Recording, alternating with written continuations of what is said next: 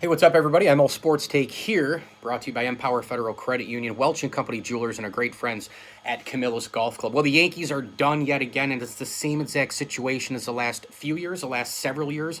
They could not hit in the clutch time and time again in all these games. They just left people on base. They can't get two-out hits. They can't score unless it's a home run.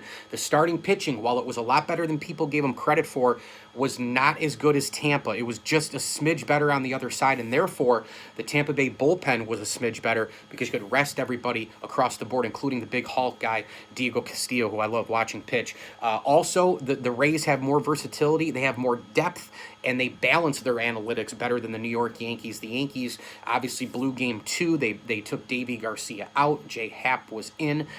They blew that game, and I don't know if they would have won that game, but boy, did that change the series. Let's just play hypothetical and say that they did. Maybe the Yankees win in 4 games, and then you don't have to start Garrett Cole on short rest in game 5, even though he was a horse and pitched incredibly well, I thought. It's just the same song and dance. The Yankees are constructed poorly. They have too many power right-handed hitters. They're too analytical. Giancarlo Stanton obviously came out of his shell a little bit in this series, but will he be that guy consistently moving forward? I don't know. I mean, if his tenure ended today as a Yankee, I wouldn't remember him for this series. I would remember him more for being a $300 million DH who can't play the field, who's always injured, who fails in the clutch. That's how I would remember him. I applaud him for this series. It wasn't on him this time around, but my God, last night, don't you have to swing at that pitch? I mean, don't you have to swing at a ball right down the middle? I mean, just like looked at it and then just kind of went back to the dugout like he didn't even care. And that's another thing too, is that Houston and the Rays right now, they're playing with a lot more emotion, a lot more fire than the Yankees. When the Yankees hit home runs and all this, they're jumping around and doing their thing,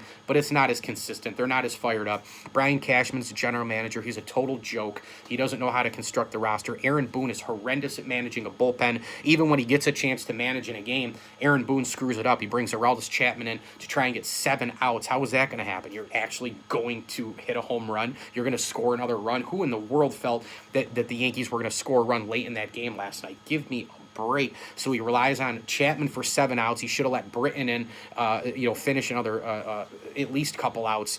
And it just has totally lost it when he has an opportunity to manage. And so there's a lot of problems, a lot of questions with the Yankees. Unfortunately, this is the same team coming back next year, the same manager coming back, and the same general manager coming back, to the point where my immediate prediction again is just like it has been the last several years. They're going to be a really good, fun, exciting team in the regular season. They're going to hit a shitload of home runs, and then they're going to get exposed in the playoffs. Same old song and dance. Check me out on Facebook if you'd like to see my full recap on the ALDS plus the future of the Yankees as well. Hit me on Twitter at Mike L Sports. We are supported by Ryan W. Hanlon of Howard Hanna Real Estate, Empower Federal Credit Union, Barks and Rec Doggy Daycare, and our great friends at World of Beer Destiny USA. Make sure you get over there for all the games this weekend, the NFL, the college football, the baseball playoffs, the golf, you name it. And World of Beer, they've got those big jumbo pretzels. They've got your flatbread pizzas. They've got awesome other appetizers, wings, and more, and terrific beers on tap in the bottle and in the can. World of Beer Destiny USA up on the 3rd level in the Canyon area. As I always tell you, enjoy the games.